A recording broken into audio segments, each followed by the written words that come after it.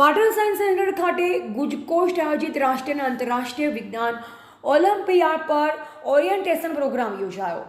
પાટણના regional science centre ખાતે આજે 11 સપ્ટેમ્બર 2024ના રોજ ગુજકોસ્ટ ગાંધીનગર આયોજિત ઓનલાઈન માધ્યમ દ્વારા રાષ્ટ્રીય અને આંતરરાષ્ટ્રીય વિજ્ઞાન ઓલિમ્પિયાડ પર ઓરિએન્ટેશન પ્રોગ્રામનું આયોજન કરવામાં આવ્યું, જેમાં ગુજકોસ્ટ ગાંધીનગરના સલાહકાર શ્રી ડૉક્ટર નરોત્તમ સાહુ દ્વારા નિષ્ણાંત ચર્ચાના માધ્યમથી સહભાગીઓને વિજ્ઞાન ઓલિમ્પિયાડ વિશે વિગતવાર માહિતી આપવામાં આવી. ત્યારબાદ સાયન્સ સેન્ટર ખાતે વન શહીદ દિવસ નિમિત્તે જાગૃતિ કાર્યક્રમ અંતર્ગત નિષ્ણાંત ગાઈડ દ્વારા વિદ્યાર્થીઓને પર્યાવરણ સંરક્ષણ અને જળવાયુ પરિવર્તનના ગંભીર પ્રશ્ન વિશે જાણકારી આપવામાં આવી હતી. આજના કાર્યક્રમમાં ગુજકોસ્ટ આયોજિત પંચમહાલ, સાબરકાંઠા, ગાંધીનગર અને અરવલ્લી જિલ્લાથી શૈક્ષણિક મુલાકાતે આવેલા 187 વિદ્યાર્થીઓ, 17 શિક્ષકો અને 70 જાહેર જનતા એમ કુલ 274 જેટલા સહભાગીઓએ ભાગ લીધો.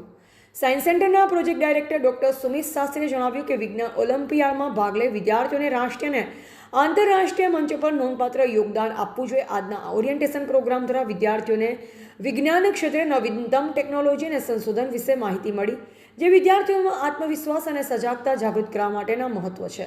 હું doctor Sumit Shastri, project director regional science centre Patan તરફથી આપ સર્વે પાટણવાસીને રહેવાસીઓને જય વિજ્ઞાન જય અનુસંધાન સાથે જણાવું છું કે આજે આપણા સાયન્સ સેન્ટર ખાતે અલગ અલગ 4 જિલ્લાઓના બાળકો વિઝિટમાં શૈક્ષણિક મુલાકાત માટે આવ્યા હતા.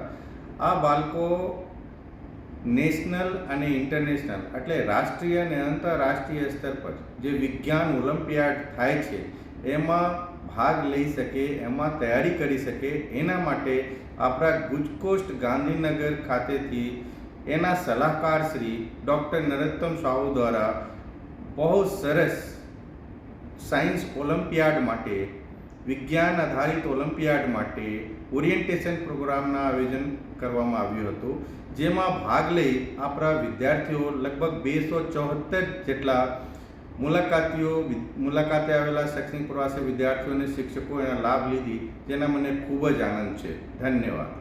અહેવાલ માનસી ચૌધરી, સંબંધ ભારત ન્યૂઝ, પાટણ.